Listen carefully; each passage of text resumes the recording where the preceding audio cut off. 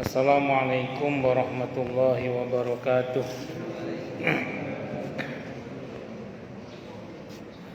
Bismillahirrahmanirrahim. Alhamdulillahi rabbil alamin.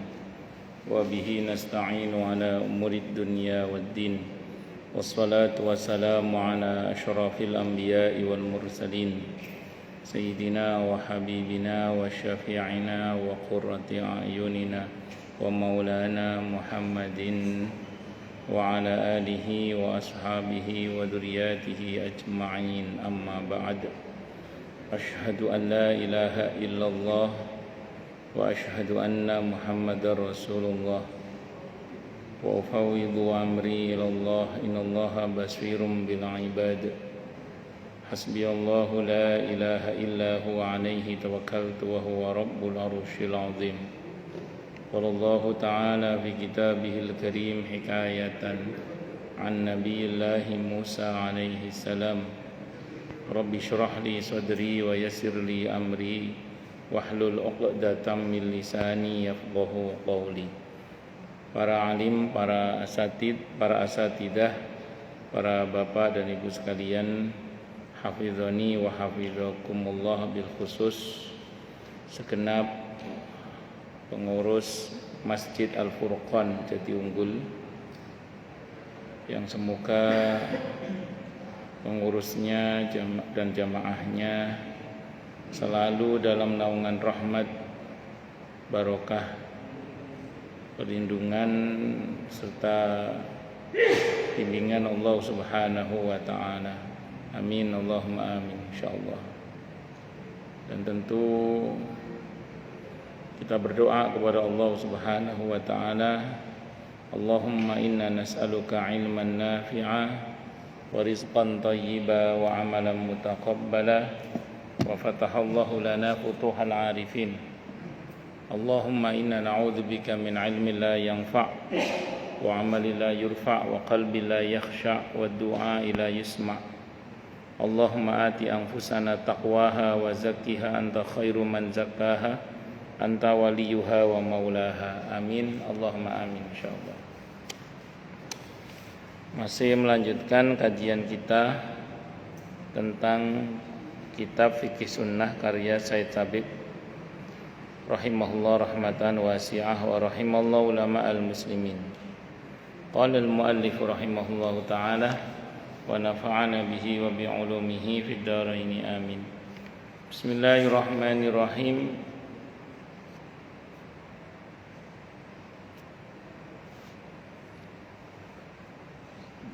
Bagian F dari pembahasan tentang adab melaksanakan sholat malam. A, B, C, D, E, F. Sekarang F ya.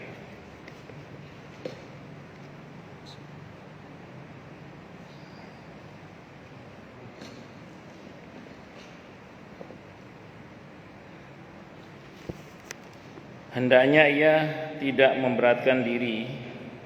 Hendaknya ia mengerjakan sholat malam sesuai dengan kemampuannya, mengerjakannya secara rutin dan tidak meninggalkannya, kecuali jika ada hal yang sangat penting. Siti Aisyah radhiyallahu anha berkata, Rasulullah Muhammad sallallahu alaihi wasallam bersabda, "Khudhu minal a'mali ma tutiqun. Wallahi la yamalullahu hatta tamallu." Lakukanlah berbagai amal ibadah semampu kalian. Demi Allah, Dia tidak akan bosan sampai kalian merasa bosan. Jadi kalau beribadah itu modal semangat aja nggak cukup, tapi harus mengukur kemampuan. Amalan yang sedikit tapi langgeng itu lebih Allah sukai daripada banyak tapi terus tidak dikerjakan lagi. Jadi amalan yang sedikit, amalan kebaikan yang Allah ridhoi yang sedikit tapi konsisten, istiqomah, itu lebih Allah cintai daripada banyak tapi tidak konsisten alias bolong-bolong. Dan memang prinsip dalam Islam itu wa'budullaha mastata'tum. Beribadahlah kalian kepada Allah semampu kalian. Semampumu ya, semampumu, bukan seenakmu ya. Semampumu. Artinya ya kita ngukur kemampuan aja sih, ngukur kemampuan aja. Jadi jangan paksakan yang di luar kemampuan. Kalau batasannya itu gini sebenarnya. Saya pernah sampaikan sini mungkin ya teori tentang larangan untuk takalluf. Di dalam Islam itu ada namanya takalluf. Takalluf itu membebani diri di luar kemampuan sampai zalim pada diri sendiri, itu tidak boleh. Saya ulang ya, takalluf itu membebani diri di luar kemampuan sampai berbuat zalim kepada diri sendiri. Nah, itu tidak boleh. Dalam Islam tidak boleh. Itu namanya takalluf. Kalau di masa Nabi contohnya 3 orang sahabat Nabi itu yang berkata, kalau gitu saya akan sholat malam terus dan tidak akan tidur. Yang satu mengatakan kalau gitu saya akan beribadah terus dan tidak akan menikah. Yang satu lagi mengatakan saya akan puasa terus dan tidak akan berbuka. Itu Nabi langsung memarahi 3 orang sahabat ini dengan mengatakan, kalian kan berkata begini. Lihat saya, kata Nabi, saya sholat malam, tapi saya juga tidur, kata Nabi. Saya juga berpuasa, tapi saya juga berbuka, kata Nabi. Saya juga menikah, kata Nabi. Terus di antara ketiganya dia mengatakan, tapi Anda pernah tidak makan sampai 3 hari. Jangan tiru saya, kata Nabi. Saya walaupun tidak makan, Allah memberi saya makan. Jadi itu khusus.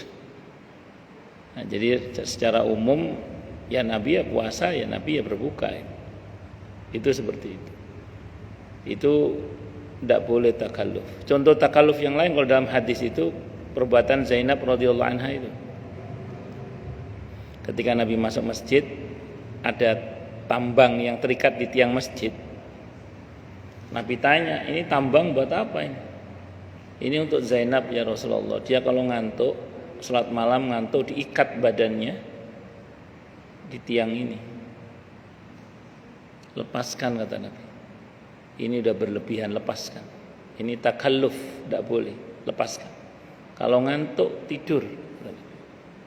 Kalau ngantuk apa? Tidur. Makanya kata Siti Aisyah radhiyallahu anha, kalau ada orang salat malam kok ngantuk, perintahnya tidur.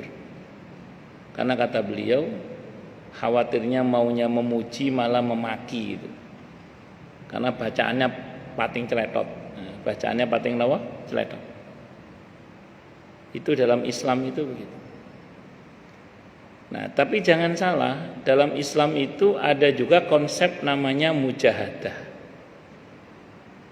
Di dalam Islam ada konsep namanya apa? Mujahadah. Mujahadah itu artinya bersungguh-sungguh, artinya mujahadah itu. Titik temunya di mana di antara dua konsep, yang satu dilarang, yang satu diperintah ini, di mana titik temunya? Gini, kalau kita mau sholat malam terus ngantuk gitu ya, pertanyaannya gini, ini ngantuk apa ngantuan? Gitu pertanyaannya itu aja. Itu pertanyaannya, ini ngantuk apa ngantuan? Gitu aja.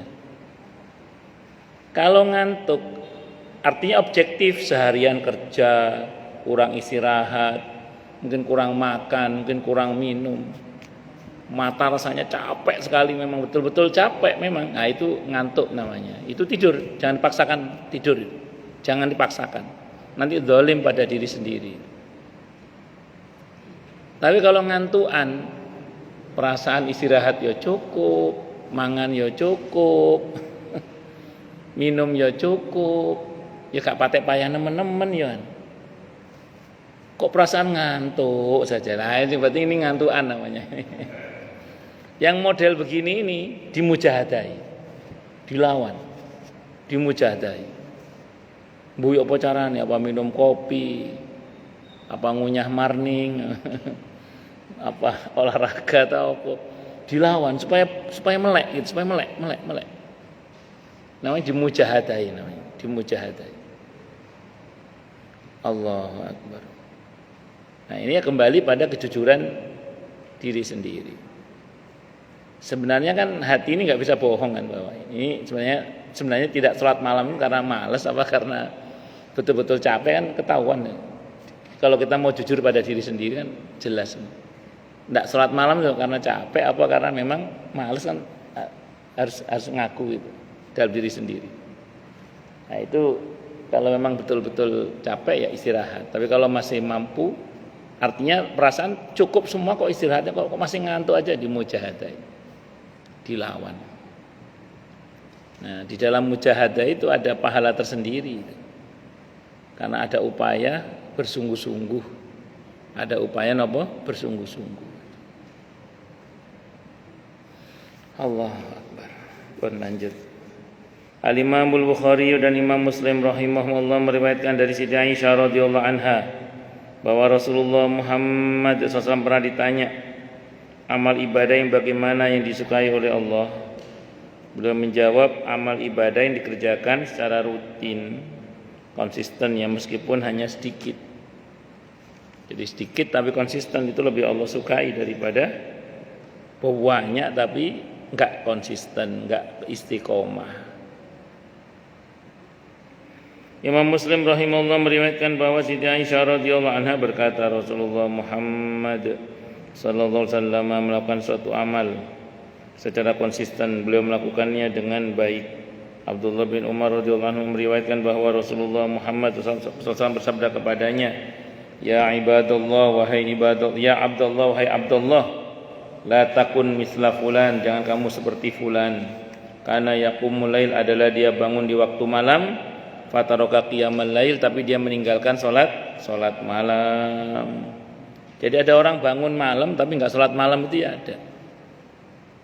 Begitu dia bangun, malaikat senang, wah bangun malam, siap-siap catatan dengan tinta emasnya. Begitu ke kamar mandi, keluar lagi, enggak jadi nyatet malaikat. Catatan cuman apa? Nguyu, cuman kencing. Kencing tidur lagi. Allahu Akbar. Enggak wajib sih, enggak berdosa juga sih, cuman kan sayang gitu. Sayang. Sudah bangun malam tapi enggak sholat malam. Allahu Akbar. Al-Imam Al-Bukhari dan Imam Muslim rahimahullah meriwayatkan bahwa Abdullah bin Mas'ud radhiyallahu anhu berkata, diceritakan kepada Nabi kita Muhammad sallallahu alaihi wasallam bahwa ada seorang yang tidur sampai pagi. Beliau bersabda, itu adalah orang yang kedua telinganya dikencingi syaitan. Naudzubillahi minasyarri dzalik. Atau beliau bersabda, yang satu telinganya dikencingi syaitan. Jadi kalau ada orang tidur bablas sampai pagi enggak ada salat malamnya, berarti kupingnya dikencingin apa? Syaitan. Kalau enggak mau kencingi setan, salat malam. Memang setan itu dalam satu riwayat ketika orang tidur membuat 3 ikatan. Yang kalau ikatan itu enggak dilepas sampai bangun pun ya kurang ada nasyat, kurang ada kesemangatan pada jiwa seseorang itu. Maka di antara faidah tahajud itu semangat itu, nasyat itu. Di samping sehat insyaallah. Ikatan yang pertama itu lepas ketika dia bangun, dia berzikir kepada Allah. Alhamdulillahilladzi ahyana ba'dama amatana wa ilaihin nusyur. Kalau enggak lagi junub ya syukur-syukur baca akhir surah Ali Imran itu. 10 ayat terakhir surah Ali Imran kalau hafal. Kalau enggak junub juga, paling enggak alhamdulillah ahyana ba'dama amatana wa ilaihin nusyur. Itu satu ikatan lepas. Kalau dia wudu, ikatan kedua lepas. Kalau dia sholat, semua ikatan lepas. Maka kata Nabi Aukamakol, di pagi hari itu dia akan menjadi seorang yang nasyat, Aukamakol, orang yang semangat, jiwanya itu semangat. Maka orang yang qiyamul lail ditambah subuhnya berjamaah di masjid, biasanya rohaninya top. Nah, biasanya rohaninya apa? Top itu rohaninya, lahir batinnya itu. Insyaallah top rohaninya, lahir batinnya. Allahu Akbar, ternutrisi dengan sangat baik. Itu seperti itu. Semoga kita termasuk yang ahli itu ya. Amin insyaallah. Ahli qiyamul lail, ahli salat subuh berjamaah di masjid. Amin Allahumma amin insyaallah. Mudah-mudahan ya. Al-Imam Al-Bukhari dan Imam Muslim rahimahumullah meriwayatkan dari Salim bin Abdullah bin Umar radhiyallahu anhum bahwa Nabi kita Muhammad sallallahu alaihi wasallam bersabda kepada ayahnya Abdullah bin Umar, "Ni'mar rajulu Abdullah law kana yusalli minal lail." Sebaik-baik lelaki adalah Abdullah kalau dia salat malam. Salim berkata setelah mendengar sabda Rasulullah Muhammad SAW itu, Abdullah hanya tidur sedikit di malam hari. Maksudnya banyak salat malamnya. Seingat saya ini ada sababul wurudnya, Sebab munculnya hadis ini ada sebabnya. Ada beberapa riwayat, paling enggak ada 2 versi riwayat yang saya baca. Versi yang pertama itu gini. Jadi Sayyidina Umar radhiyallahu an atau kamakal sowan kepada Nabi kita Muhammad SAW. Saat itu Abdullah bin Umar usianya baru sekitar 15 tahun, baru balik. Umurnya baru sekitar 15-an tahun. Kata Sayyidina Umar sowan sama Nabi, ya Rasulullah, ini dinasihati ini Abdullah ini sulit disuruh sholat malamnya. Disuruh sholat malam sulit. Tolong dinasihati ya Rasulullah, ini Abdullah ini sulit diajak sholat malam, sulit dia ini. Itu keluhan Sayyidina Umar tentang putranya Abdullah saat itu, umurnya baru 15 tahun. Nabi tidak mau menasihati langsung. Katanya pulang dulu. Nah, setelah pulang kan ada kajian, ada kelasnya Nabi kan, ada kelas majelis taklim Rasulullah Muhammad SAW. Begitu ada majelis Rasulullah Muhammad SAW, Nabi itu dawuh kepada para sahabat. Abdullah bin Umar masih muda, masih 15 tahun kan, masih anak muda. Beliau bilang kepada para sahabat dengan sabda ini, ni'mar rajulu Abdullah law kana yusalli minal lail. Sebaik-baik lelaki itu Abdullah bin Umar kalau dia mau sholat malam. Begitu pengajian bubar, para sahabat ketemu dengan Abdullah bin Umar. Abdullah, sini. Tadi Nabi bersabda, sebaik-baik lelaki itu Abdullah kamu katanya, kalau kamu mau sholat malam. Jeleb masuk. Ketemu lagi, Abdullah. Kata Nabi tadi, sebaik-baik lelaki itu kamu loh, kalau kamu mau sholat malam. Jeleb masuk lagi. Abdullah, ketemu lagi sahabat yang lain. Hampir sekampung menasihati beliau.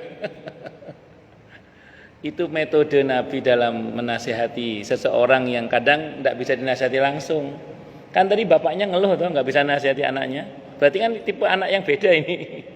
Nggak bisa langsung nasihati langsung. Nabi pinjam lisannya orang lain, lisannya para sahabat yang mulia, yang kemudian menasihati semua. Akhirnya qadarullah sadar. Jadi ada model orang itu. Kalau kita ngomong langsung nggak kena, Pak. Tapi kalau kita pinjam mulut orang bisa kena itu. Saya teringat anak saya. Anak saya laki-laki itu, anak pertama saya itu kalau dinasihati langsung agak sulit itu. Kalau dinasihati langsung kamu agak sulit, nggak gampang. Gitu. Ya alhamdulillah sih, masya Allah, insya Allah gampang, tapi nggak gampang gitu, nggak langsung gitu. Suatu saat saya pakai metode ini. Saya ngobrol sama adik-adiknya. Saya ngomong sama adik-adik ini. Masmu itu sebenarnya kalau begini loh, masmu itu gini, masmu itu gini, masmu itu. Jadi saya ngomong tentang kakaknya di depan adik-adiknya. Yang kakaknya pas nggak ada. Nanti begitu kakaknya datang, kata adiknya, Mas, kamu kata Abuya itu gini loh, Mas. Terus nanti adiknya lagi ngomong, Mas, kamu kata Abuya itu gini loh. Kok berubah? Tahu-tahu dia berubah, qadarullah dia berubah. Jadi saya nggak pakai mulut saya langsung, tapi saya pinjam mulut adik-adiknya itu seperti itu. Kamu kata Abuya gini loh, Mas. Jadi ada model orang begitu itu ada. Nah, Abdullah bin Umar itu ini yang saya baca yang pertama, yang saya ketahui yang pertama, versi riwayat yang pertama gitu. Versi yang kedua itu saya baca dalam kitab Ar-Rasul Al-Muallim karya Syekh Abdul Fattah Abu Ghuddah rahimahullah. Di situ sebutkan Abdullah bin Umar ini cerita sama kakaknya Hafsah radhiyallahu anha.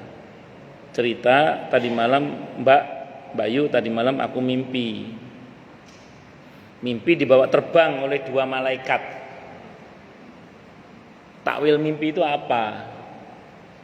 Kata Hafsah radhiyallahu anha, nanti tak tanya sama Rasulullah Muhammad SAW. Terus diceritakan mimpi itu. Kata Rasulullah Muhammad SAW, "Aukamakal, takwil mimpi itu ini, ni'mar rajulu Abdullah, laukana yusalli minal lail." Jadi ni'mar rajulu, sebaik-baik lelaki adalah Abdullah, laukana yusalli minal lail, kalau dia mau sholat malam. Maka sejak itu Abdullah bin Umar tidak pernah tinggal sholat malam sejak itu. Bisa dimengerti ya? Nah, itu Allah. Jadi dan memang Al-Quran menjanjikan di surah Al-Isra 79, kalau kita rajin sholat malam, terutama tahajud ya, itu akan diangkat oleh Allah ke maqam yang terpuji. Wa minal laili fatahajjad bihi nafilatan lak asa ayyab'atsaka rabbuka maqaman mahmuda. Jadi kalau mau jadi orang yang mulia memang rajin-rajin sholat tahajud diantaranya. Terus setelah ayat tentang tahajud itu, Allah perintahkan, Allah ajari kita sebuah doa. Doa Rabbi adkhilni mudkhala sidqin wa akhrijni mukhraja sidqin waj'al li min ladunka sultanan nasira. Yang intinya kita berharap oleh Allah diberi petunjuk pintu masuk yang benar dan pintu keluar yang benar. Dan kita berharap pada Allah agar selalu mendapatkan pertolongan dari kekuasaan atau ilmu yang bersumber dari Allah yang bisa menolong kita. Nah, jadi insya Allah kalau kita baca doa ini, hidup kita terbimbing, masuknya benar, keluarnya benar insya Allah. Taruhlah kita salah masuk, insya Allah keluarnya benar.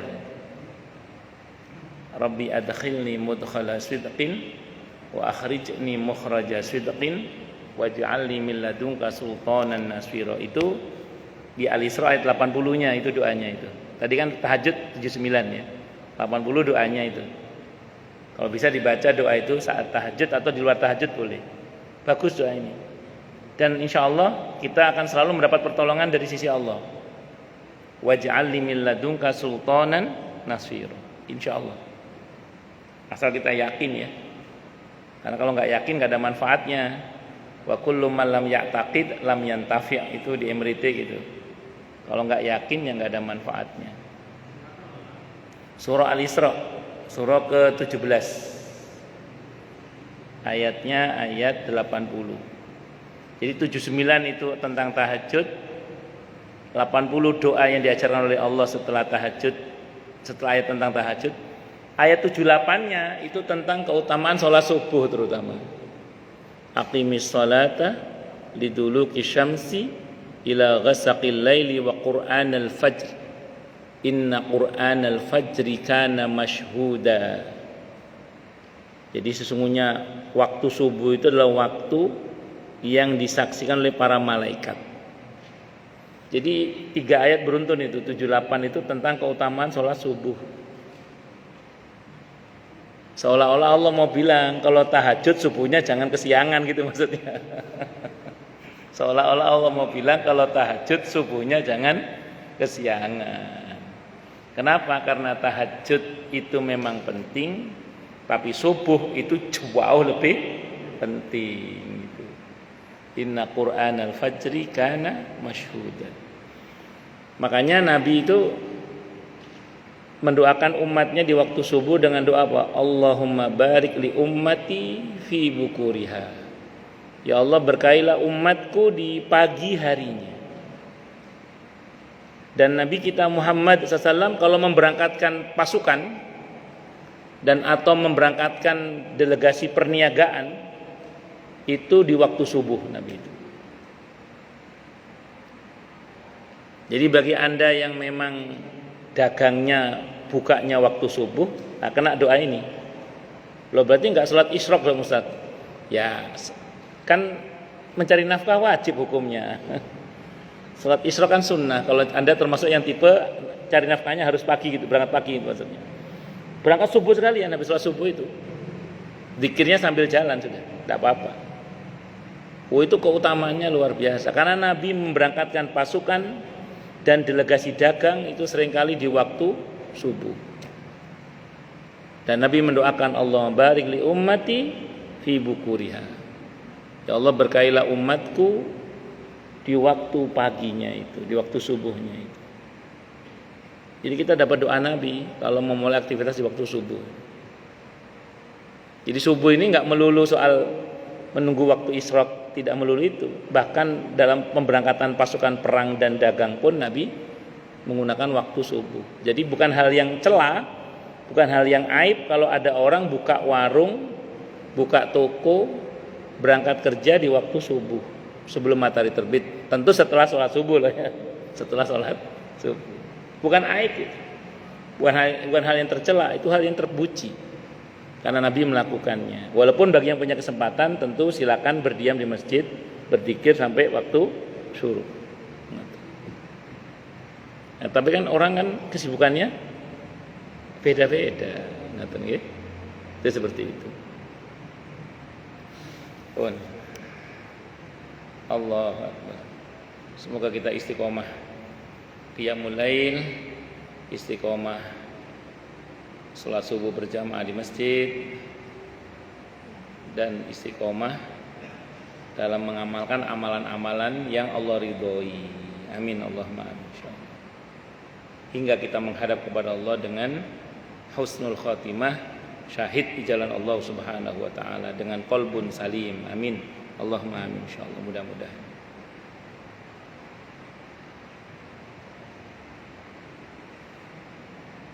Allah.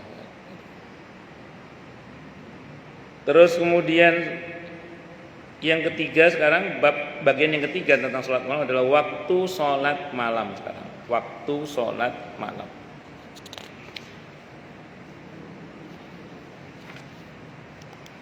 Sholat malam boleh dikerjakan di awal, pertengahan atau akhir malam, selama dikerjakan setelah sholat isya. Kalau dalam mazhab Syafi'i, sependek yang saya ketahui, dari setelah sholat maghrib sudah bisa, kecuali taraweh.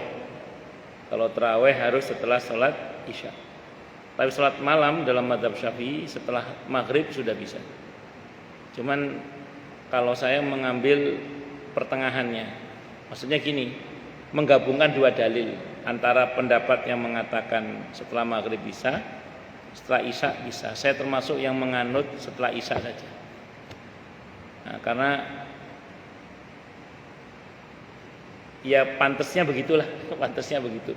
Ya gampangannya gini, ya mosok sini sholat sunnah qiyamul lail sementara isya belum dikerjakan, kan ya kurang pantas gitu. Tapi ketentuan fikihnya begitu sih memang, ketentuan fikihnya. Saya lebih condong pada setelah isya lah. Tapi saya ulang, saya tidak menafikan pendapat yang mengatakan setelah maghrib, kecuali tarawih ya. Kalau tarawih nggak ada pilihan, harus setelah sholat isya. Karena kan pernah ada jamaah saya itu sampai di masjid bersama pembantunya ibu-ibu.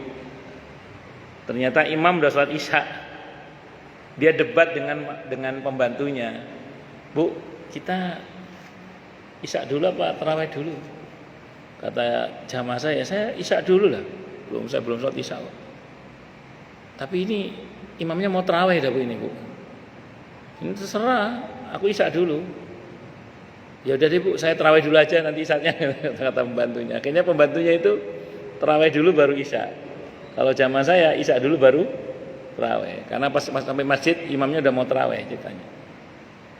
Nah, saya pas ditanya ke saya jawab yang betul adalah isya dulu baru tarawih. Apalagi kalau kita ikut pendapat ini ya. Yang namanya sholat malam itu yang penting setelah sholat isya. Kalau belum sholat isya berarti belum sholat malam. Kalau dalam mazhab Syafi'i asal sudah sholat maghrib itu sudah sholat malam. Allah. Anas bin Malik radhiyallahu anhu berkata ketika menjelaskan sholat Rasulullah Muhammad SAW, apabila kami ingin melihat beliau mengerjakan sholat di malam hari, kami dapat melihatnya. Apabila kami ingin melihat beliau tidur di malam hari, kami juga dapat melihatnya. Beliau sering melakukan puasa dalam satu bulan hingga kami menyangka bahwa beliau telah meninggalkan puasa sehari. Beliau tidak meninggalkan puasa sehari pun. Beliau juga sering tidak melakukan puasa dalam satu bulan sehingga kami mengira bahwa beliau tidak melakukan puasa sehari pun. Jadi untuk perkara-perkara yang sunnah itu Nabi itu mengerjakannya dengan longgar ya. Longgar itu maksudnya tidak berkeras-keras. Contoh misalnya gini. Kalau mencoba pada cerita sahabat Anas bin Malik radhiyallahu anhu. Nabi itu secara umum salat malam pasti itu. Tidak pernah tinggal, terutama witir. Tapi sekali waktu kadang Nabi ya nggak sholat tahajud, Nabi itu. Tapi kalau witir nggak pernah tinggal. Kalau tahajud beliau kadang nggak sholat juga. Tapi biasanya beliau mengkompensasi, nggak tahajud diganti dengan duha 12 rakaat. Nabi itu kan duhanya seringnya 4, 6, 8 Nabi itu. Kalau malam itu nggak tahajud, beliau duhanya berapa? 12. Itu kompensasinya. Nah, Nabi kalau pas rajin puasa. Tapi ada masa di mana Nabi sengaja tidak puasa supaya orang tahu bahwa puasa ini enggak wajib, gitu maksudnya. Termasuk tadi tahajud sengaja beliau tinggal supaya orang tahu bahwa tahajud ini tidak wajib. Witir Nabi enggak pernah tinggal, makanya ada ulama yang mewajibkan mazhab Hanafi. Witir itu ada yang mewajibkan walaupun ditentang oleh para sahabat ya. Karena yang wajib itu hanya 5 waktu. Tapi ada pendapat yang mengatakan wajib, ada. Kenapa? Karena witir ini termasuk salat sunnah yang Nabi tidak pernah tinggalkan. Qobliyah subuh andai kan tidak masuk dalam tartib sunnah rawatib barangkali juga diwajibkan karena qobliyah subuh termasuk yang Nabi tidak pernah tinggalkan. Nah, Nabi itu kalau nggak pernah meninggalkan takut kalau itu dianggap wajib. Makanya Nabi itu kadang-kadang sengaja meninggalkan. Nah, apa yang Nabi tinggalkan sudah final hukumnya sunnah, maka di zaman kita sekarang tidak ada masalah kalau kita mengerjakannya setiap hari. Karena ada orang yang mengatakan begini, jangan duha tiap hari. Nabi itu kadang tidak sholat duha juga. Jangan tahajud tiap malam, karena Nabi dulu pernah tinggal tahajud juga. Alasannya karena Nabi pernah tinggal. Nah, ini menurut saya kurang tepat. Kurang tepatnya kenapa? Karena dulu di masa Nabi memang sengaja ditinggalkan supaya tidak dianggap wajib. Sekarang hukum sudah final, Nabi sudah menghadap kepada Allah. Sudah final hukumnya tahajud itu sunnah.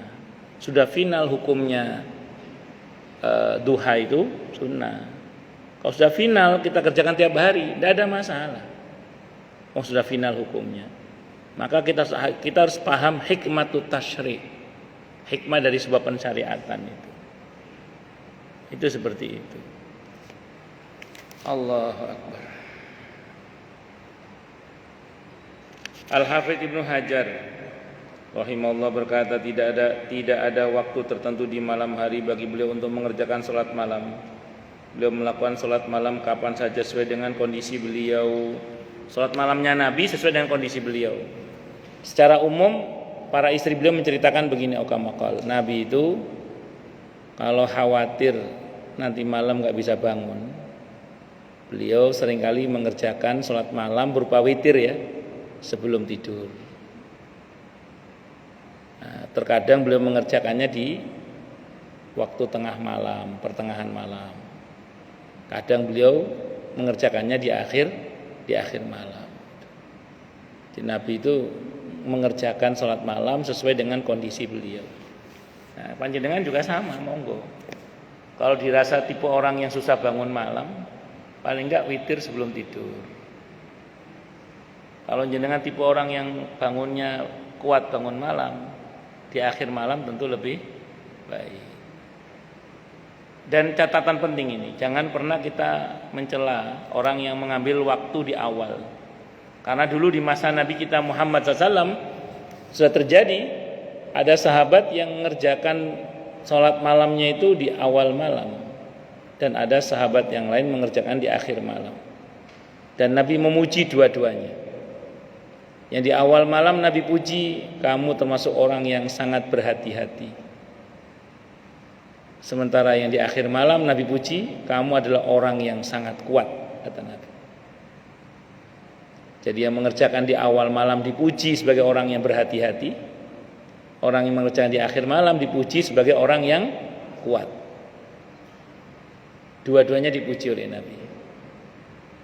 Nah, kita jangan mencela orang yang mengerjakan di awal malam, karena dia tipe orang yang hati-hati. Jangan mencela orang, kalau yang di akhir malam nggak ada yang cela sih. Kalau di akhir malam ya memang orang yang kuat, masya Allah. Itu seperti itu. Waktu salat malam yang paling utama. Jadi tetap ada waktu yang paling utama. Waktu yang paling utama untuk mengerjakan salat malam adalah pada sepertiga malam yang terakhir. Kalau kita hitung, anggaplah dari Isya jam 7 misalnya, 8, 9, 10, 11, 1, 2, 8, 9, 10, 11, 12, kosong ya, 1, 2, 3, 4. Bukan jam 4 sekarang ya, jam 4, 9. Berarti 3 jam pertama itu sepertiga pertama, 8, 9, 10, 11, 12, jam 1 itu pertengahan berarti. Nah, di atas jam 1 itu sudah sepertiga akhir berarti. Di atas jam 1 itu sudah sepertiga akhir. Kalau seperti sekarang subuhnya ya. Kalau seperti sekarang subuhnya. Kalau subuhnya atau isya-nya agak malaman ya berarti ya di sepertiga kan. Sepertiga malam akhir itu lebih utama.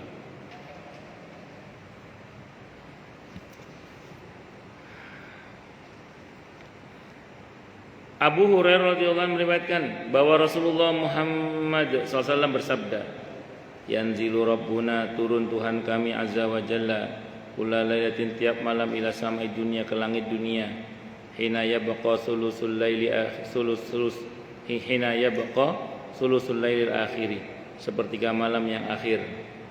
Fayaqulu, maka berfirman siapa Allah azza wa jalla, man yad'uni, siapa yang berdoa kepadaku, fastajibulah, maka aku akan kabulkan doanya. Mayas'aluni, siapa yang meminta kepadaku, fa'utiyahu, maka akan aku beri permintaannya. Mayastaghfiruni, dan siapa yang beristighfar kepadaku, fa'aghfiru lahu, maka aku akan mengampuninya. Jadi di sepertiga malam akhir itu ada hadis yang menunjukkan betapa Allah itu memperhatikan hambanya dengan perhatian khusus. Sehingga Allah berfirman, siapa yang berdoa kepadaku akan aku kabulkan doanya. Siapa yang meminta kepadaku akan aku berikan apa yang dia minta, dan siapa yang beristighfar kepadaku maka aku akan ampuni. Amr ibn Abbas radhiyallahu anhu berkata, aku mendengar Rasulullah SAW bersabda, aqrabu ma yakunul abdu minar rabbi fi jawfil lailil akhir. Paling dekatnya posisi seorang hamba dengan Tuhannya di sepertiga di bagian malam yang akhir. Fa in istata'ta, maka apabila engkau mampu, antakuna, termasuk orang yang ada, mimman yadhkurullah, termasuk orang yang berzikir kepada Allah, fitilka saati, di waktu itu, fakun, maka adalah engkau termasuk orang yang seperti itu. Jadi kalau kita sanggup bangun sepertiga malam akhir, kerjakan. Karena itu adalah waktu yang paling dekat posisinya seorang hamba dengan Tuhannya. Artinya itu waktu-waktu di mana doa itu mustajabah.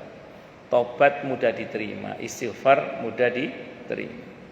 Maka manfaatkan betul sepertiga malam akhir itu untuk bermunajat kebaikan-kebaikan. Allahu Akbar. Abu Muslim rahimahullah bertanya kepada Abi Dzar Al-Ghifari radhiyallahu anhu, salat malam yang bagaimana yang paling utama? Abi Dzar radhiyallahu anhu menjawab, aku pernah menanyakan hal yang sama kepada Rasulullah sallallahu alaihi wasallam. Beliau menjawab, "Jauful laili al-ghabiri wa qalilun fa'iluhu." Salat malam yang dikerjakan pada bagian malam yang terakhir atau pertengahan malam, amat sedikit orang yang mengerjakannya di saat itu. Karena kan kalau bahasanya Nabi, "Shallu bil laili wan nasu niyam." Salatlah kamu di waktu malam sementara orang tidur. Nah, kalau sepertiga malam awal kan belum tidur orang. Tapi kalau sudah pertengahan sama akhir biasanya orang sudah mulai tidur. Ada penjelasan ilmiahnya itu tentang kondisi di mana orang pada banyak tidur, terus kemudian kok kita ini berdoa, itu ada pendekatan penjelasan ilmiahnya itu. Cuman saya nggak paham, pakai teori fisika itu. Makanya kenapa orang berdoa di waktu tahajud itu kok mustajabah, ya karena ada penjelasan ilmiahnya itu. Cuma saya nggak paham. Tapi terlepas ada atau tidak ada penjelasan ilmiahnya, kita imani dalil ini. Karena itu bersumber dari Nabi kita Muhammad SAW. Dari Abdullah bin Amr radhiyallahu anhuma bahwa Nabi kita Muhammad SAW bersabda, "Ahabbus siyami ilallahi siyamu Dawud." Puasa yang paling Allah cintai adalah puasanya Nabi Dawud. Wa ahabbus salati ilallahi salatu Dawud, dan salat yang paling Allah cintai salatnya Nabi Dawud.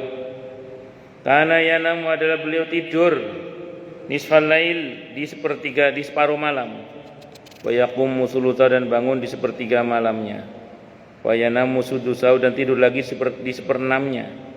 Wa kana yasumu yauman, dan adalah beliau puasa sehari. Wa yuftiru sauman, dan wa yuftiru yauman, dan berbuka di satu hari berikutnya. Kalau yang saya tahu ini Nabi cuman memuji ini. Cuman memuji Nabi Dawud. Tapi Nabi tidak mengamalkan ini. Yang mengamalkan ini Abdullah bin Amr bin As. Abdullah ibn Amr ibn al-As radhiyallahu anhuma. Beliau ini gara-garanya nantang sama Nabi itu. Disuruh puasa Senin Kemis, nantang, saya bisa lebih dari itu. Ya wis tambah 3 hari tiap bulan. Awalnya 3 bulan. Saya kuat lebih dari itu ya Rasulullah. Ya tambah Senin Kemis. Saya kuat ya Rasulullah. Wis mentok ya kata Nabi. Jangan lebih dari ini. Sehari puasa, sehari tidak. Itu puasanya Dawud. Beliau ini termasuk rajin salat malam. Wis iki pakai teori Nabi Dawud iki wis. Seperti pertengahan malam tidur, sepertiga akhir bangun, seperenamnya tidur lagi. Nah, yang saya tahu ini yang mengamalkan Abdullah bin Umar. Kalau Nabi tidak mengamalkan ini. Tapi Nabi mengajarkan. Itu namanya apa ini? Sunnah qauliyah namanya. Sunnah ucapan Nabi. Bukan fi'liyah, karena Nabi tidak mengerjakan. Nabi mengajarkan tapi tidak mengerjakan ini. Nabi saumnya itu Senin Kemis atau 3 bulan dalam sehari, terutama di Ayyamul Bid terutama. Itu beliau itu puasanya itu. Atau kalau di bulan Sya'ban hampir sebulan beliau berpuasa. Di bulan Sya'ban itu hampir sebulan beliau berpuasa. Nah, jadi itu puasa beliau. Kalau tidurnya Nabi, yang beliau ini yang sunnah fi'liyahnya beliau. Selesai salat Isya, kalau tidak ada kepentingan kaum muslimin, tidak ada kepentingan keluarga, beliau tidur. Kalau nggak ada kepentingan kaum muslimin, tidak ada kepentingan keluarga, tidur beliau. Setelah Isya, bangun-bangun di Al-Muzammil tengah malam, lewat dikit atau kurang dikit. Nah, nanti tidur lagi ketika waktu subuh kurang 50 ayat kira-kira. Tidur lagi beliau. Kalau enggak saum. Kalau beliau saum, beliau sahur biasanya. Beliau sahur. Nah, jadi Nabi itu waktu tidurnya itu. Kalau di waktu malam itu tidurnya beliau. Wallahu a'lam bishawab. Jadi makanya saya pernah sampaikan di sini ya. Ini teori agar kita paham. Jadi jangan lagi kita bertindak bodoh berkata begini. Ada contohnya dari Nabi enggak? Ada contohnya dari Nabi enggak? Itu kalau kita selalu nuntut contoh, berarti kita membatasi sunnah itu pada fi'liyah saja. Padahal ada banyak sunnah itu yang sifatnya qauliyah dan tidak fi'liyah, termasuk sunnah takririyah. Kalau kita memaksakan contoh, kita hanya mengamalkan sepertiga sunnah gitu. Padahal sunnah itu ada qauliyah, ada fi'liyah, ada takririyah. Bahkan ada sunnah hamiyah. Contoh, ini contoh. Nabi hajinya apa beliau? Qiron, Nabi. Hajinya qiron Nabi. Tapi sahabat diperintah oleh Nabi hajinya apa? Tamattu. Apa kata beliau? Bertahallullah kalian. Saya enggak, kata Nabi. Karena saya bawa binatang hadyu saya dari Madinah. Saya enggak boleh tahallul. Saya harus terus lanjut berihram sampai selesai tahallul awal. Itu namanya qiron. Tapi para sahabat disuruh tahallul. Setelah umroh haji disuruh tahallul. Disuruh tamattu oleh Nabi para sahabat. Jadi para sahabat diperintah tamattu, beliau sendiri apa? Qiron. Itu contoh. Apalagi sunnah hamiyah. Sunnah hamiyah itu apa? Nabi belum sempat mengerjakan, tapi Nabi sudah berniat mengerjakan. Seperti saum 9 Muharram. Biar beda dengan orang Yahudi. Itu Nabi enggak sempat mengerjakan. Termasuk penaklukan Persia dan Romawi, itu sunnah hamiyah itu. Nabi punya cita-cita menaklukkan Persia dan Romawi, diwujudkan oleh para sahabat. Itu sunnah hamiyah, cita-cita Nabi. Jadi ada yang takririyah, Nabi nggak nyuruh, Nabi juga nggak ngerjakan, Nabi juga tidak mencita-citakan, tapi Nabi membenarkan. Siapa contohnya? Ada seorang sahabat habis sholat subuh sholat lagi. Ditanya oleh Nabi, sholat apa ini? Saya tadi datang, jenengan sudah mulai jamaah ya Rasulullah. Saya belum qobliyah subuh, saya kerjakan sekarang. Nabi diam, nggak komentar, nggak melarang juga nggak komentar. Itu namanya sunnah apa?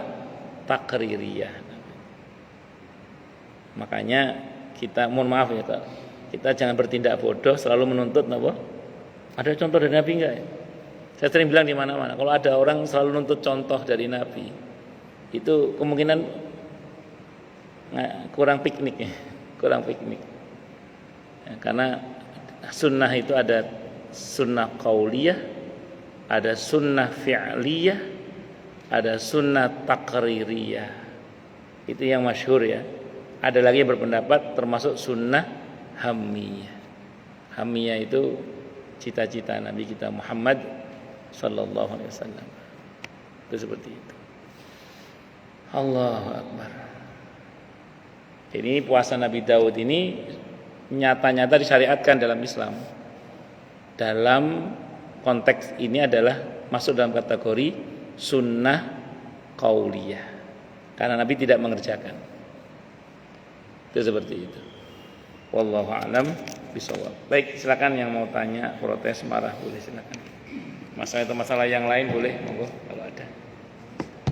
Assalamualaikum warahmatullahi wabarakatuh. Waalaikumsalam warahmatullahi wabarakatuh.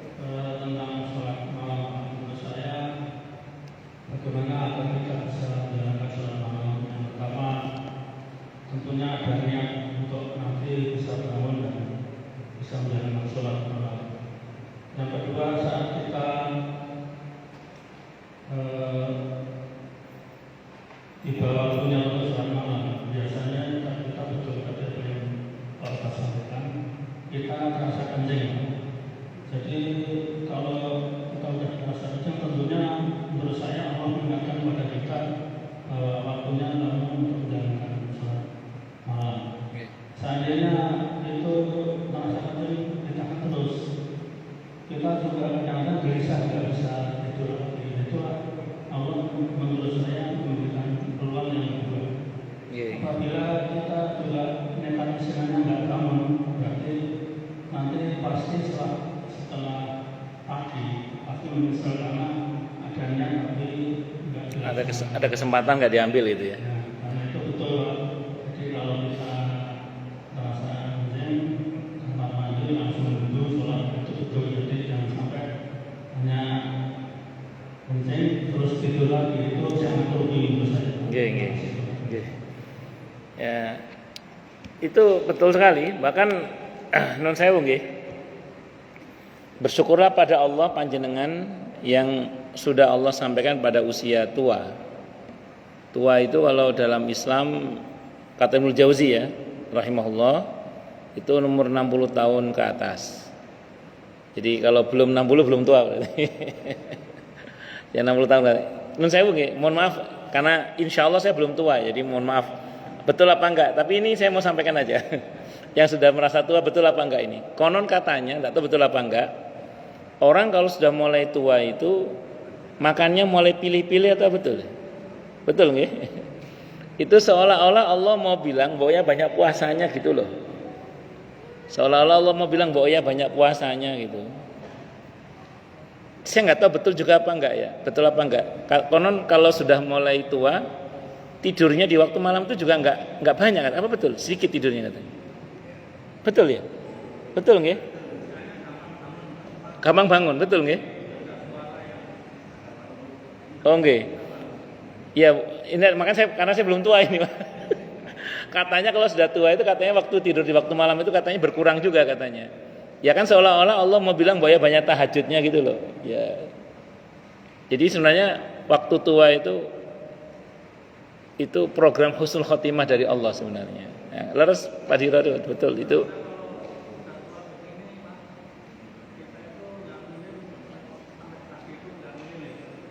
Pasti ada ngelilir yang gitu. Dan seolah-olah Allah mau bilang bahwa ya tahajud itu loh, kira-kira gitu. Nah, ya saya kira itu sama dengan dulu waktu muda kan mungkin kita ngomong lancar, begitu udah tua kan ngomong udah agak males gitu. Seolah-olah Allah mau bilang daripada buat ngomong yang aneh-aneh mending buat zikir sama Allah gitu. Dulu jalan kaki gagah kemana aja, sekarang udah nggak terlalu gagah lagi kan. Ya, seolah-olah Allah mau bilang ya sudah kakimu dipakai ke tempat-tempat yang Allah ridhoi sajalah, nggak usah ke tempat yang aneh-aneh. Kira-kira gitu. Jadi sebenarnya hari tua itu kalau kita maknai itu sebenarnya program husnul khotimah dari Allah. Nggih, matur nuwun Pak Diro nggih, matur nuwun. Nggih. Monggo Pak silakan.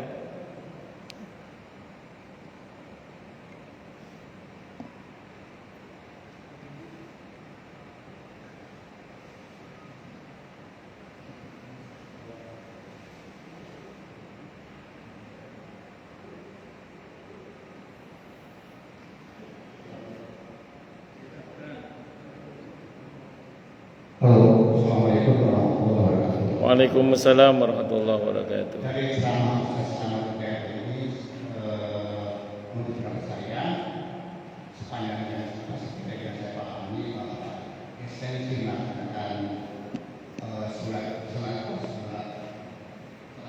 itu sebagai hal yang sangat penting sekali.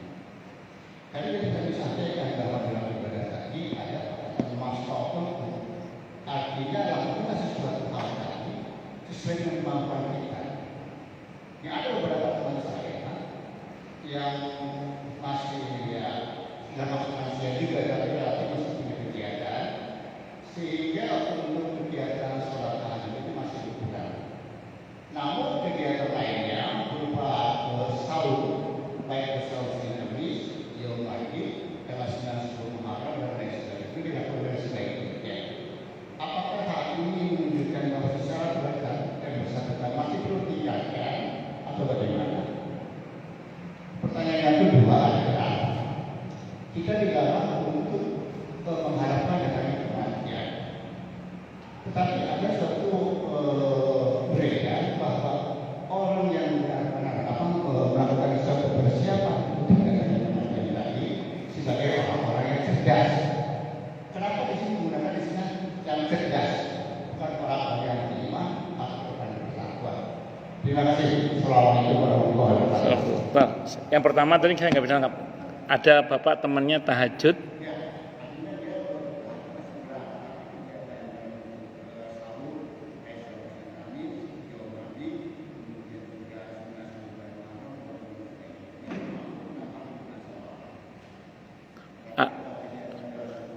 Artinya tahajudnya dia jalan, puasanya juga jalan, itu maksudnya. Oh, maaf, saya kurang nangkep itu. Baik. Saya terangkan yang pertama dulu, nanti yang kedua saya tanya lagi. Jadi gini, orang itu dalam masalah sunnah memang seringkali Allah buat berbeda-beda dalam masalah sunnah. Kalau kewajiban kita nggak ada pilihan ya. Kalau kewajiban nggak ada pilihan, kayak sholat 5 waktu, mau tidak mau kita kerjakan semampu kita. Kalau haji memang bagi yang mampu, zakat bagi yang mampu. Puasa Ramadan kita nggak ada pilihan, adapun ada udzur diganti dari yang lain atau kemudian diganti dengan fidyah dan macam-macam. Tapi untuk sunnah ini kadang memang Allah anugerahi kita ini kemampuan yang berbeda-beda, Pak. Konsepnya kembali pada la haula wala quwata illa billah. Tidak ada daya meninggalkan maksiat, tidak ada kekuatan untuk taat kecuali dengan pertolongan Allah. Jadi prinsipnya itu dulu. Makanya fakta ya, ada orang itu sholat tahajudnya lancar, Senin Kemisnya sering jebol. Senin Kemisnya lancar, tahajudnya sering jebol. Tahajud sama Senin Kemisnya sering jebol, sodakohnya lancar. Ada yang sodakohnya nggak lancar karena uangnya nggak banyak, tahajudnya juga nggak lancar, Senin Kemisnya juga nggak lancar, tapi ketaklimnya dia rajin, misalnya gitu. Macam-macam orang itu. Ada yang Qur'annya yang lancar, macam-macam. Satu hal yang perlu kita pahami bersama adalah di pada sisi mana Allah mudahkan kita, ngebut Pak di situ Pak, gitu. Ngebut. Maksimalkan. Misalnya teman Bapak tadi, maksimal di puasanya, udah maksimalkan puasa sunnahnya itu. Sebagian kita ada yang mungkin maksimal sedekahnya, udah kencengin sedekahnya itu. Sebagian kita rajin ke majelis taklim, udah kencengin tuh majelis taklimnya itu. Yang kurang-kurang itu pelan-pelan dimujahadai. Kayak tadi teman Bapak itu, kurangnya di tahajud, pelan-pelan. Pelan-pelan tahajudnya apa? Diperbaiki, pelan-pelan. Jadi enggak harus sak-cek-saknya, itu enggak harus. Yang penting berproses. Non sewu monggo lah diraba ke dalam data masing-masing. Fakta ya. Sebagian kita kan ada sisi-sisi yang Allah mudahkan betul ya untuk hal-hal yang sunnah. Tapi ada juga sisi-sisi yang kita mungkin non sewu masih balelo lah saya gitu. Tidak apa-apa, kita berproses pelan-pelan aja. Yang penting satu pesannya, jangan membenci sunnah Nabi kita Muhammad SAW. Karena kalau kita benci sunnah itu takutnya nanti kita tidak termasuk umat Nabi kita Muhammad SAW atau termasuk yang Nabi nggak mau membantu kita gitu. Contoh. Karena mentang-mentang rajin puasa terus ngomong apa tahajud, yang penting puasa. Nah, itu meremehkan, tidak boleh itu. Hanya gara-gara dia rajin puasa nggak rajin tahajud terus ngenyek tahajud. Atau dibalik, karena dia rajin tahajud nggak bisa puasa, yang penting itu sholat malam. Puasa itu nggak penting. Nah, itu kan nggak boleh gitu itu. Yang betul adalah maksimalkan di pada sisi mana yang kita bisa. Yang kita belum bisa pelan-pelan dimujahadai, pelan-pelan aja, nggak harus langsung jadi seketika. Dan memang faktanya saya ulang, sebagian orang seperti itu memang. Mohon maaf ya, jangankan sekelas kita yang orang biasa, sekelas para ulama saja, itu ternyata amalan sunnahnya itu beda-beda loh. Yang Allah maksimalkan maksudnya itu beda-beda. Kenapa? Karena itu anugerah memang, anugerah. Allahu Akbar. Bisa dipahami ya? Nah, itu satu. Yang kedua tadi apa tadi?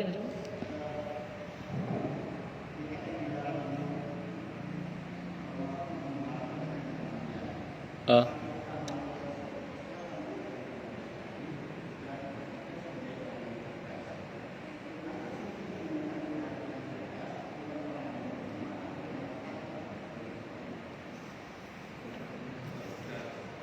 Sebenarnya gini, dalam Islam kan memang tidak boleh kita berharap mati, tapi berharap mati dalam keadaan husnul khotimah, syahid di jalan Allah,